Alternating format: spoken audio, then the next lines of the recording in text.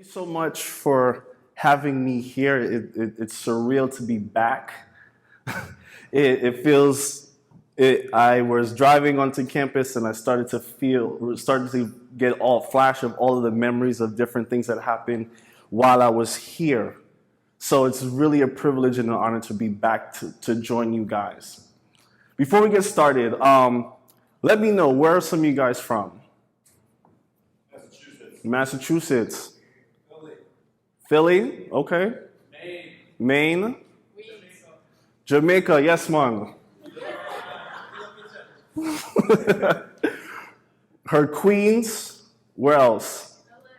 LA. Let's go, LA. All right. How do I get this on?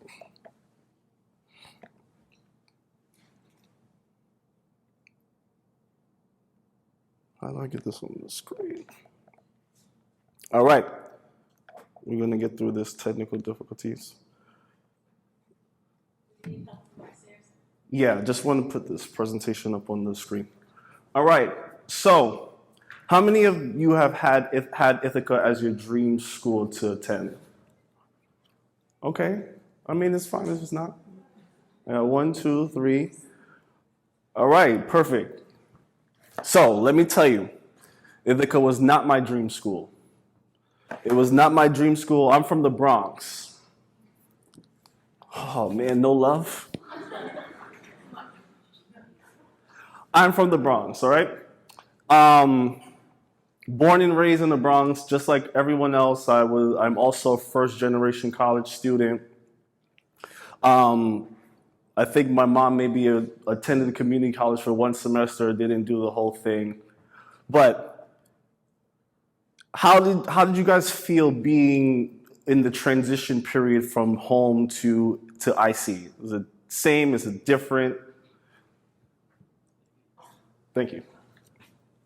Anyone? Very stressed. Stressed? Okay, what are some other things that you felt? Someone said relieved? Okay, relieved. Gotta get out. Anyone else? Excited, all right. Through it all, the navigating through this change and this transition period can be a challenge for everyone, right? You've hardly find someone who says this was an easy transition from being at home to coming to college. And so today I want to talk to us about navigating change with purpose, right? We've been dealing with so many things, so many challenges as of late that have not been normal, right? And we are coming back to school, adjusting to the new normal, right? This is not what we had originally planned when we thought about going away to college. This is not the experience that we thought it would be, but this is the new normal, right? So we're going to talk about navigating change with purpose. Now, who am I? Why did you come here to give up your Saturday to hear me speak? I don't know if it was the free food or the giveaways that they told you about, but some things about me. My name is Colin McDermott, founder of KeenVision Leadership, certified leadership coach. I spent 10 years in higher education as an academic advisor and mentor. I just recently accepted a position as the Assistant Director of Advising and Academic Success at the Columbia Business School. So I'm pretty hyped about that. As they shared before, I'm a television radio major. I had a minor in communication management design. So Park School all the way, let's go. Come on, Park School all the way. Got my MBA in marketing. 6 years I've been teaching on leadership and leadership development. Also a pastor. I'm also a husband. My wife and I will be celebrating 9 years in October. And I have 2 beautiful children up there. See? You guys, they're cute, right? Good. Statistics say that if you see children, you'll pay more attention to my presentation. But who am I really? I am, as I said, first-generation college student, born to Jamaican parents, born and raised in the Bronx. Never really been outside of the 5 boroughs or NYC before coming to Ithaca. So, for anyone who knows New York City, White Plains was considered upstate to us. So to give you context, White Plains is about a 20-minute drive from the Bronx.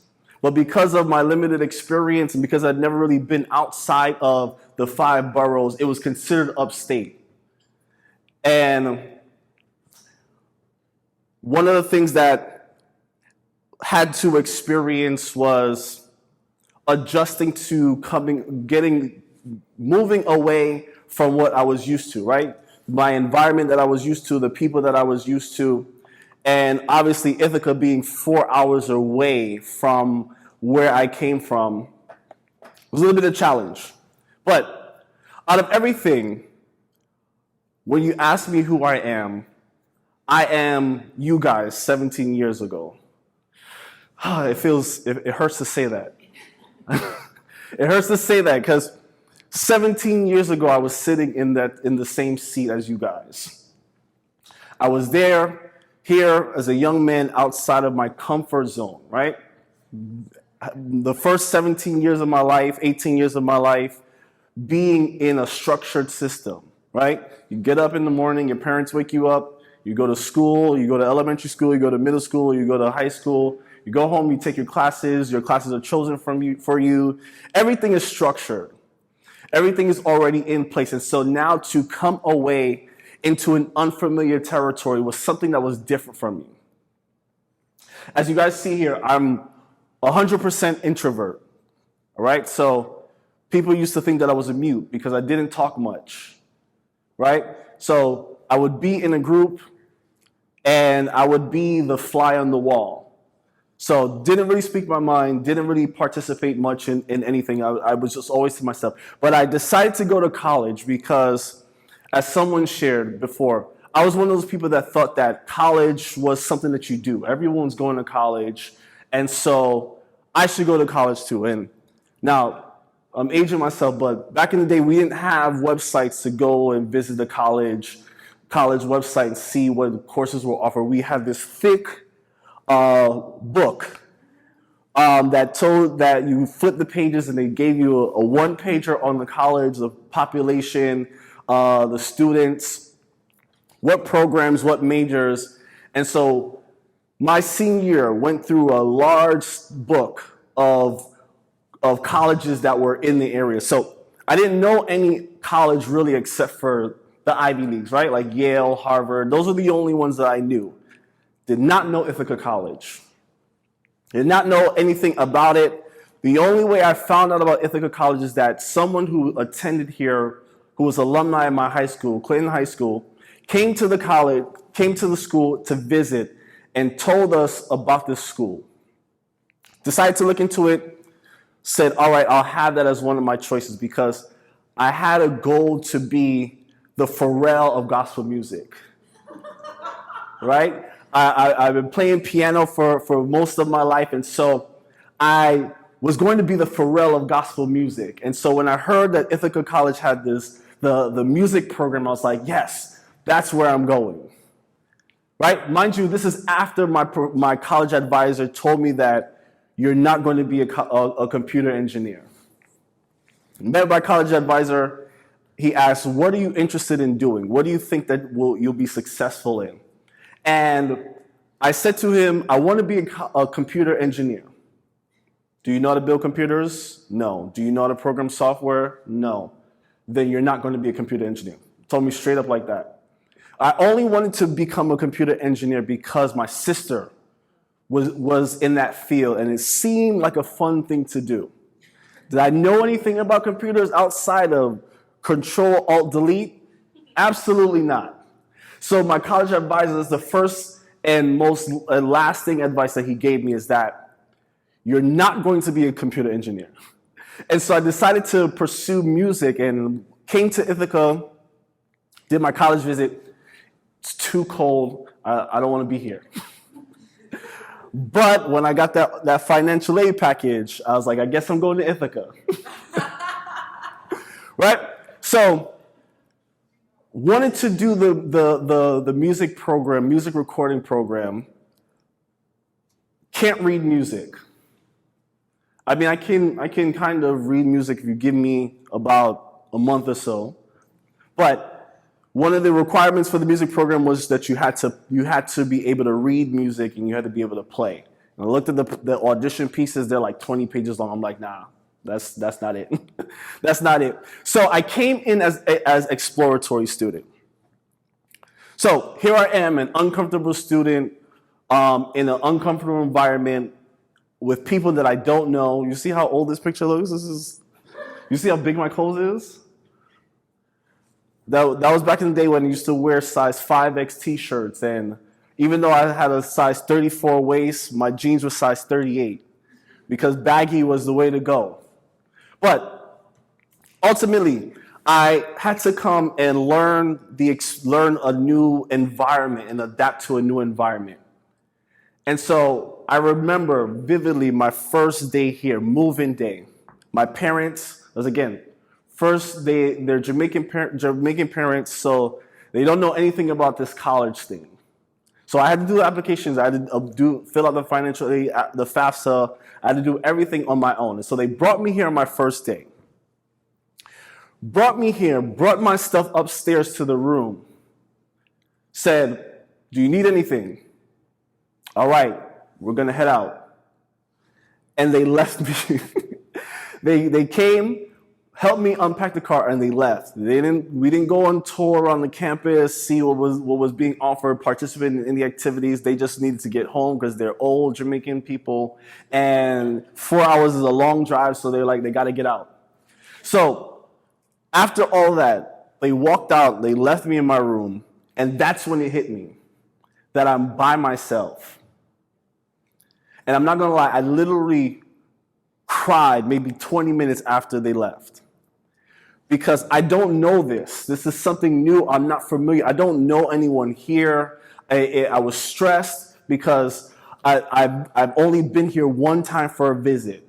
Right? I came for orientation, it was okay, but was more so focused on registering for classes. And so learning to navigate that experience was something that I had to adapt to and something that I had to learn. And just like all of you, being in this new environment, meeting new people, not fully sure what you want to do, right? We all have had that experience and experienced a level of stress, right? A level of stress, a level of uncomfortability that comes along with this experience. And so, being that I had to learn this experience, one of the things that I like to use is a sailing analogy, right? Because you think about sailing, and you think about the fact that sailors, they will leave from a familiar place, right? They get on a boat, they go out into the sea, and at some point during the sail, you'll see nothing but water. Has anyone ever been on a boat? You ever had that? You ever see where it's just nothing but water? There's no land. You don't know where you're going.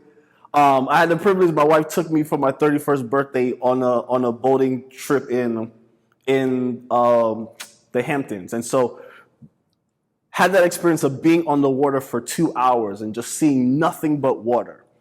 And it was there I realized that this is a lot like life, right? You start on a journey, you venture out into an unfamiliar territory, and at some point it's just nothing but water. You don't see where you're going, you're not sure how you're going to get there, you're not sure what you should be doing, right?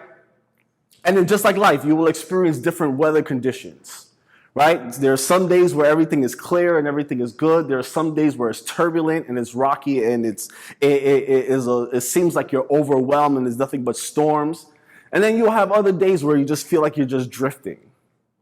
And so I want us to kind of think about this analogy as we go through this, because one of the things that I want us to understand is that when you're navigating this change and you're stepping out into this place of adulthood, right? This experience that you have here as college students, it's a journey. And it's more than just a journey of education and learning, but it's a journey of learning who you are, right? And so one of the things that I want us to understand is that when you're navigating, right, there's certain tools that you need to be able to navigate successfully, right? Because this is, like I said, this is a journey of not, and I preface this that a lot of times we ask the question who we are, and I often believe that it's the wrong question that we're asking.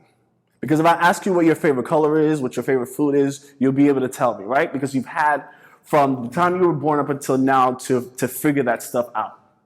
So the question isn't who am I, but the question is who am I becoming? And I want us, as we're doing this, as we're going through this workshop and as we're going through this half-day session, to start thinking about who do I want to become, right?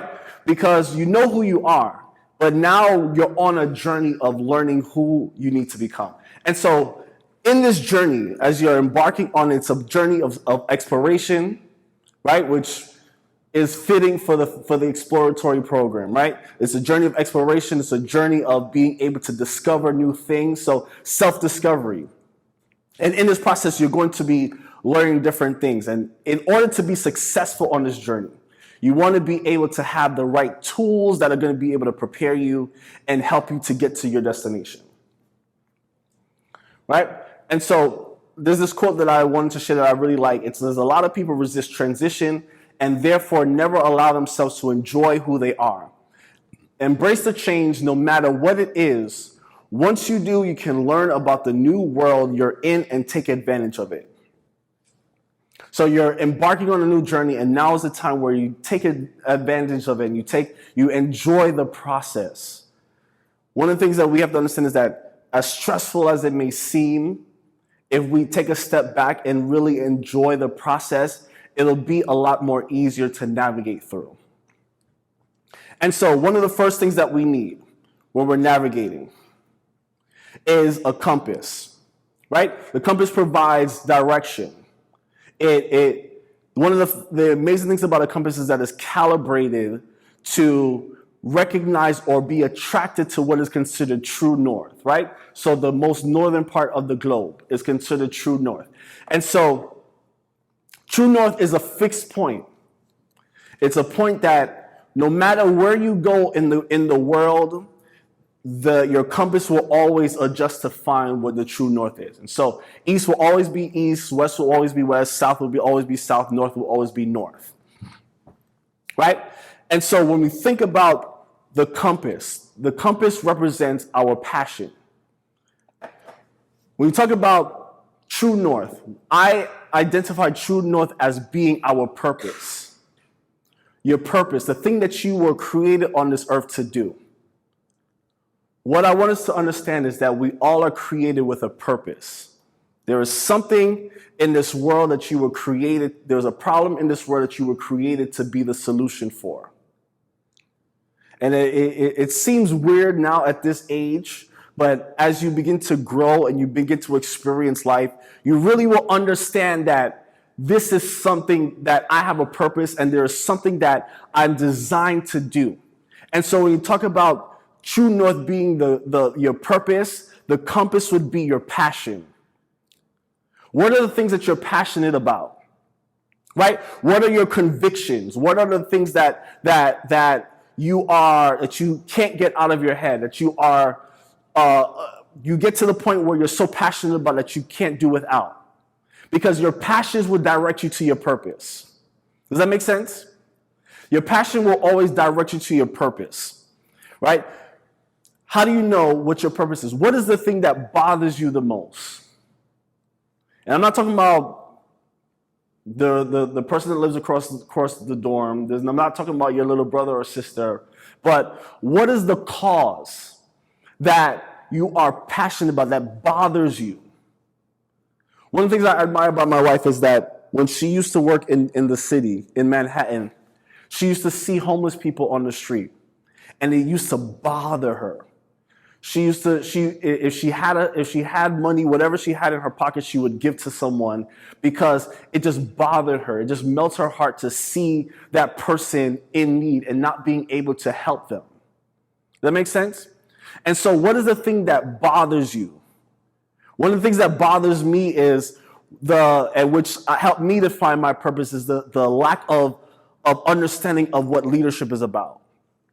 So I have a passion for helping leaders to grow. I have a passion for helping students to grow as leaders. And we'll talk about that a little bit later. But what are your passions? Because when you discover what your passions are, it's a driving force of motivation. It's the thing that produces energy. It produces stamina. It's the thing that you'll be most uncomfortable just to do it. So when we talk about our passions, when you figure that out, it will help determine and give you the energy to move towards your purpose, right? There's a quote that Dr. Miles Monroe has said that I really adore. It says that the difference between interest and initiative is passion.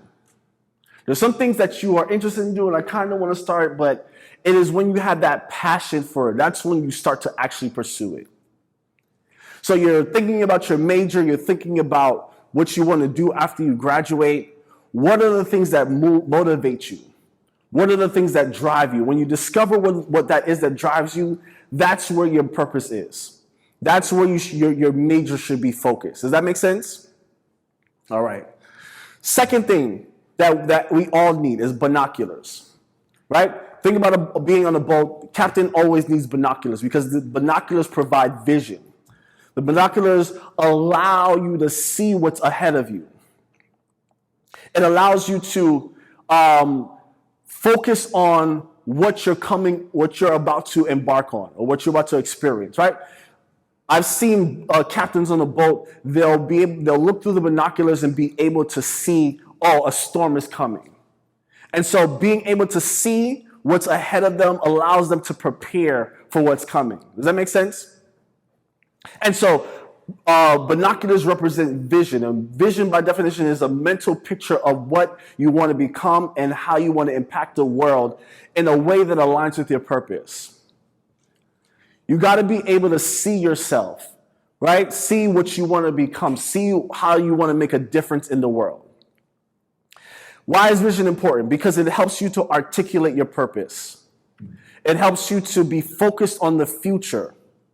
Right? One of the things that I always used to do, and a little tip for you, is when I used to get maybe 2 or 3 weeks to finals week, what I used to do is I used to write my deadlines on Post-it notes and post them on my wall so that I know, all right, this project is going to be due on this date, this exam is on this date, this presentation is on this date. And so being able to focus on the future, I know how to plan accordingly. So now I'm not stressed. Now I'm not trying to do things at the last minute. I'm not fumbling because I know, all right, these are the deadlines. These are the important dates that I need to pay attention to. This is what vision does. It helps you to have foresight into the future. Now, I know and I understand that we're young. You guys younger than me. I'm still young. You guys are younger than me, so at this point, it's kind of just, you want to go with the flow, and you want to kind of just live your life and enjoy the college experience, right? That is perfectly fine. Enjoy this experience, but always have a vision of where you want to go. Because when you have a vision of where you want to go, you know what to look for, right? Because it will always align with your purpose. So certain classes you won't take because it doesn't line up with your purpose. Now, if it's a part of your major, you got to take it, right? But what I want you to think about is, where do I want to be in the next 5 years? Where do I want to be in the next 10 years? This is something that I wish I had thought of when I was a student, because I did my major in television and radio production. My concentration was audio production, right? Because as I told you, wanted to be the Pharrell of gospel music. But I didn't think far enough ahead. I kind of was just taking my classes, doing my thing. And then when I got to graduation, now I had no idea where I was going to work. I had no job lined up. I had no experience. I had nothing that was going to help me or nothing to transition into. And you don't want to be in that position where you get to graduation, you go from undergrad to unemployed. Because let me tell you, Student loans are real. See, all my graduates know. Student loans are real. And when you hit that 6-month period, that 6 months grace period is over, and Navient starts sending you these threatening emails, and they start making these phone calls. Listen, I'll tell you this story. Back in the day when it was Sally Mae called my grandmother looking for me. I don't even know how Sally Mae got my grandmother's number. But they called my grandmother trying to find me to get me to start paying back my student loans. I'm like, this is harassment. This is not right. This is not cool. So you want to be able to have that vision and that foresight that as you're going through this experience, you have your goal in focus. One of the things I love about binoculars is that you only see what's in your viewfinder. Right? You're not distracted by anything else that's going on outside of what you see. And so as you're going through this experience, I want you to think about where do you want to end up. Because you guys have a long life ahead of you. A long life ahead of you, and you have the opportunity from now to prepare. Because the decisions you make now will affect you 5 years from now. Is this helping? Yes. All right. Another thing that every boat needs and every navigator needs is an anchor, stability. If you look at a boat, the anchors are used to keep the boat grounded whenever it gets into a crazy storm, right? And when you think about the things that we've been experiencing today, right? The things that we've been seeing, there's so many things happening. There's such a whirlwind going on in the world.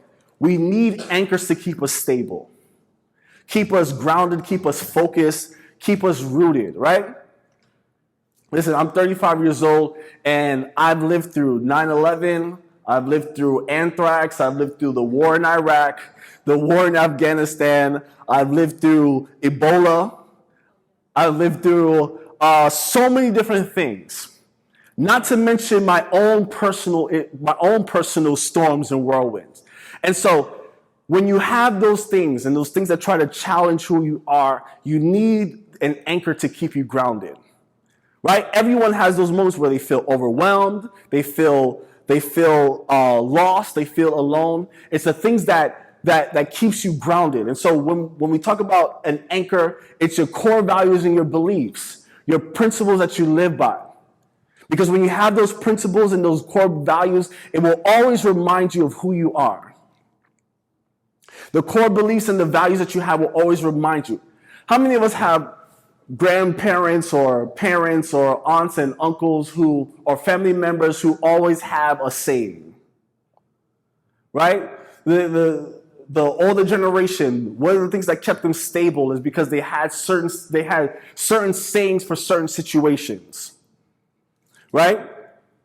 They would say things like, if you don't got anything nice to say, don't say anything at all. Right? They would say, don't put all your eggs in one basket. Right? I have my grandmother is 100 years old, so stuff like many hands make light work. They'll say certain things like that in the moment when you're young, you're like, what are you talking about? I had this aunt who always, it doesn't matter what the situation is, she always had a saying for it. Well, if you lie down with dogs, you're going to get fleas. What does that have to do with what we're talking about? It seems crazy when you hear them, but you realize that those are the things that kept them stable, right? Those are the things that constantly reminded them of where they came from, those life lessons that kept them rooted, so that whenever things felt crazy and they felt like, I don't know where to go. I feel like I'm just a boat just drifting and I have no idea where I'm going, who I am, what is up, what is down. It is those life lessons, those affirmations, those sayings that help to remind you of where you are, who you are. And when you're reminded of who you are, it reminds you of where you're going. These things are important, right? One of the sayings and principles that I have now in my life is, try Jesus, don't try me. You feel me? Try Jesus, don't try me. These are the principles that keep me reminded, listen, I'm still, no matter where I go, no matter where I come from, I'm still a Jamaican-born, Bronx-bred a person. I still from the Bronx. I still got them hands. Right? And so whenever you feel challenged and you feel like life is trying to beat you up, it reminds you that you're stronger than what you're facing. And that's some of the things that we have to understand, especially in this time, because you start to feel like things are too much. This COVID thing is crazy, right? The things that are happening in the politics, everything that's going on, it just seems like crazy, and it can be a distraction for you, right? Many of us, first generations, college students, you feel that responsibility, right? You almost feel that burden of I gotta have to succeed for my family, right? When you recognize that what you have inside of you is greater than what you come up against, that's where your power is. It's very easy to allow that discouragement and those disappointments to pull you away from where you're going, right? And so it's important that we have those core values, because it builds resilience, right? We've been hearing it throughout today. Resilience, resilience, resilience, resilience. Resilience is nothing but your bounce back game. That when you get knocked down, you're able to get up and keep going. When you fail, you don't stop at the place that you failed at. I felt like I failed at one point because of the fact that I didn't get a job in what I wanted to do, right? I had this idea that I was going to be a music producer, and then I was going to get into television production. And I graduated in 2009, and I have no job lined up. I have no internship experience. Every job I'm applying to asks for some level of internship experience, some level of experience that I didn't have. When I tell you my resume looked a little bit scanty. These are the things that I felt discouraged, because I would apply to jobs and apply to things, and every position that I wanted to was only for college credit. Tried to apply for a job at NBC, and the position that I was looking into only wanted current college students. And so it was in those moments of feeling like a failure, that I had to rely back on my core values and my core beliefs to help me, one, be resilient, but also to pivot.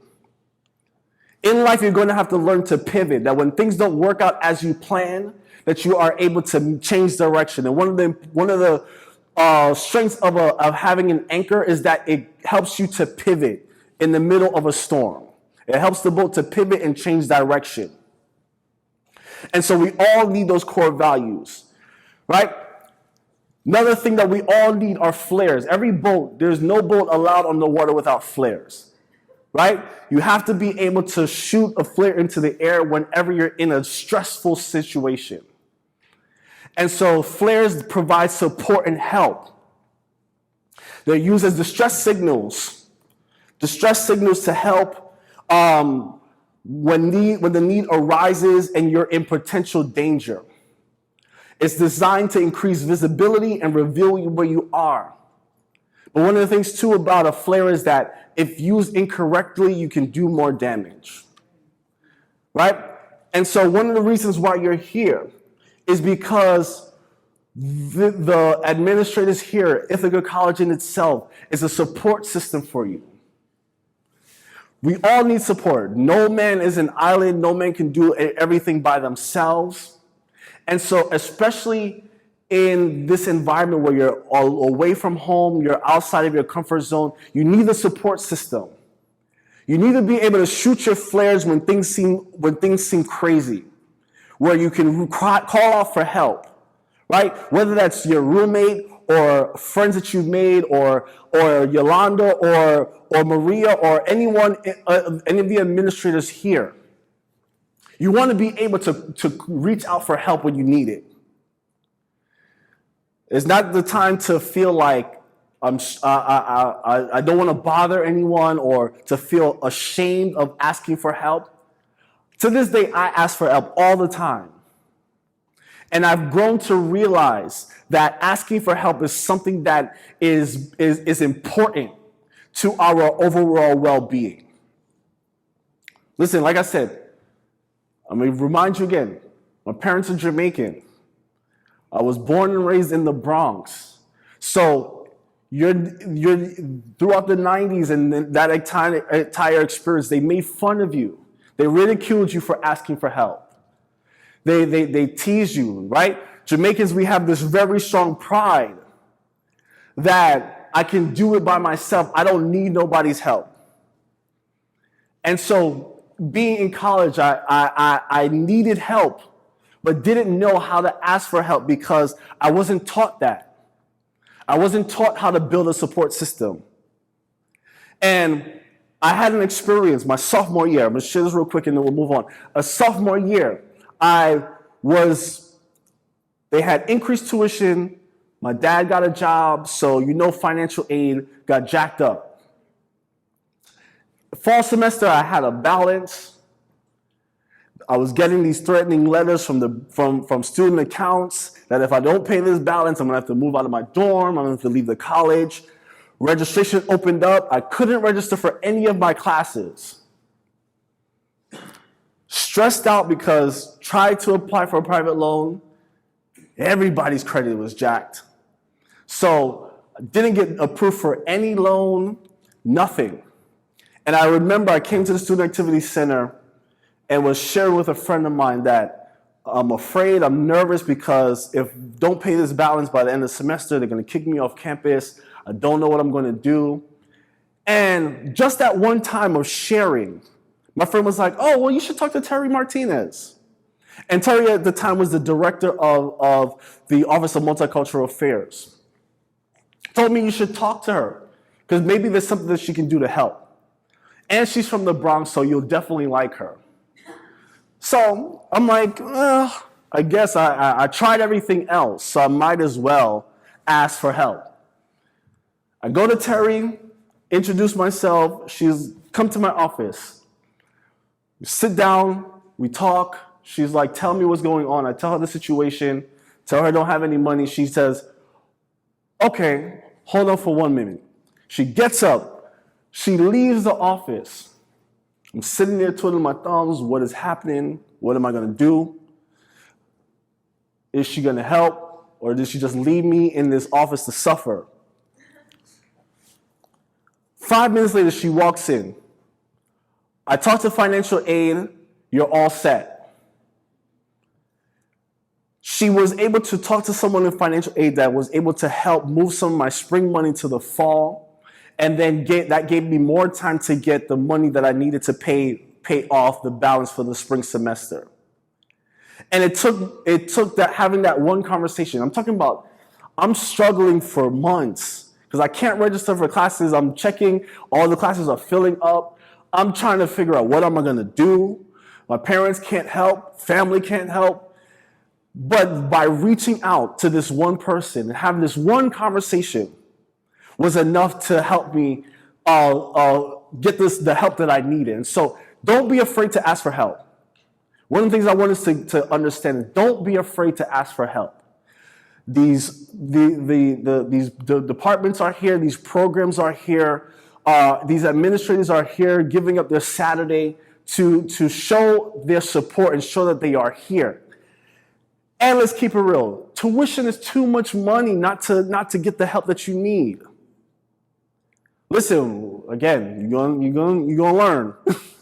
You're gonna learn when the time comes and you start to get those notifications that you owe your balances. You're gonna realize. But don't be afraid to ask for help because asking for help actually shows a sign of maturity. The last point is every boat needs a first aid kit, right? First aid kit helps to prevent, reduce minor injuries from becoming serious, right? It helps to stop bleeding. It helps to treat wounds. First aid kit is wellness. One of the things that we got to understand is that we are multi-dimensional people, right? And so when you talk about wellness, right, it's more than just physical wellness. It's more than just mental wellness, but it's also social, spiritual, environmental, right? Occupational, emotional, financial. All of these things help to make us up, right? They're all different components of who we are. And so when we talk about wellness, we got to understand that we are all of these things. And when one thing is out of whack, it affects everything else. When you're struggling financially, right, it affects you emotionally. It affects you mentally. When you don't feel accepted socially, or you have an argument with a friend, it'll affect your classwork. It'll affect how you function. And so when we talk about wellness, we have to understand that we are multidimensional people. And so we need to be able to focus on our overall well-being. Right? Self-care is important, and self-love is important. It's not selfish. I grew up people treating me and teaching me that caring about yourself makes you selfish. But when you really look at it, self-love and self-care is important. We have to learn your capacities. Learn your limitations. This is a prime time for you to learn your limitations. Because just like a rubber band, when you pull it too far, it can stretch to a certain point. But when there's too much tension, it'll break. And so we all have to be able to learn what our limitations are. You have to make sure that you take time to self-reflect, self-evaluate. Things aren't working out according to plan. That's when you need to take a moment, take a break, stop, evaluate the situation. They always say that experience is the greatest teacher, right? But the truth of the matter is that evaluated experiences are the greatest teacher. What can I learn from each situation that I'm in, right? What can I learn from the fact that I'm struggling in this course? What do I need to improve? What do I need to be better, right? And then give yourself grace to grow. Something that I say all the time, give yourself grace to grow. You're going to make mistakes. You're going to have failures. You're going to miss the mark.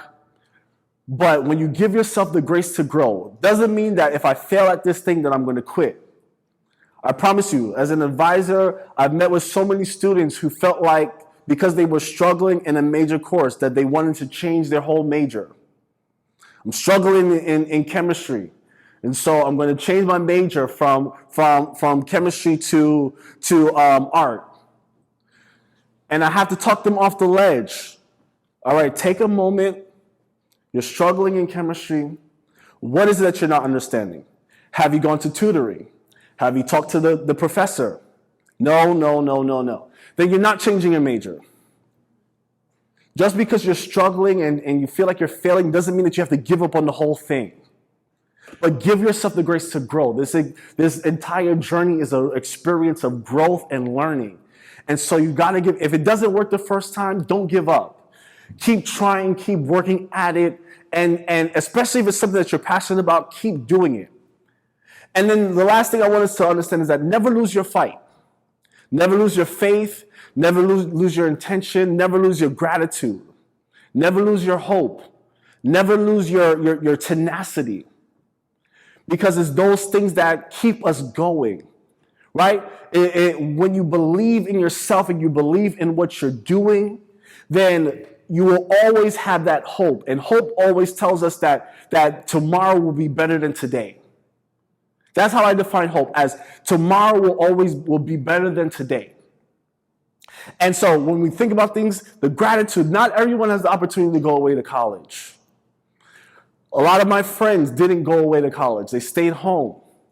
And that's another thing that we got to understand too about this whole navigation and this journey that we're on, is that you'll change and you'll grow. And maybe the people that were your friends back home may not understand that. And they may not understand your growth. And they'll try to make you feel guilty about changing. Same thing with family. They'll make you feel like you feel guilty because you've grown and you've matured. Don't let that dissuade you from doing what you want to do. Like I said, I'm an introvert, and so that was a challenge for me because I went away to college and my friends didn't. So coming back home in the summer, I felt like I had to almost dumb myself down because I wanted to fit in. And I had to realize and learn that I should not have to regress to fit in because they don't want to progress. Does that make sense? I don't want to feel like I have to not be who I'm growing into and who I'm becoming because they chose to be stuck. And these are the things that are important to wellness because those things will produce anxiety, they'll produce stress, they'll make you feel overwhelmed going back home. I had a point where I just didn't even want to go back home because it was a stressful period. It was overwhelming, right? And so never lose these things. Never lose your faith. Never lose your intention. Never lose your gratitude. Never lose your hope, and never lose your tenacity. I will end with this quote. Steve Maraboli says, accept yourself, your strengths, your weaknesses, your truths, and know what tools you have to fulfill your purpose. I just shared 5 different tools: our compass, our binoculars, our anchor, our flares, our first aid kit. These are the tools that you're equipped with. You have everything that you need inside of you to be able to be successful at who you need to become. And so you have these tools, and I admonish you that as you're embarking on the rest of this semester, next semester, from now until graduation, and even throughout life, continuously utilize these tools that you have to help you get to where you're going. Because the journey is challenging, sometimes it's boring, sometimes it's stressful, sometimes it's fun, right? But regardless of where you are in the journey, you have these tools to help you to ultimately fulfill your purpose. And so as we're navigating through this period and this time, utilize these tools so that you can be able to grow into the person that you need to become. All right? And that's it for my segment. Thank you.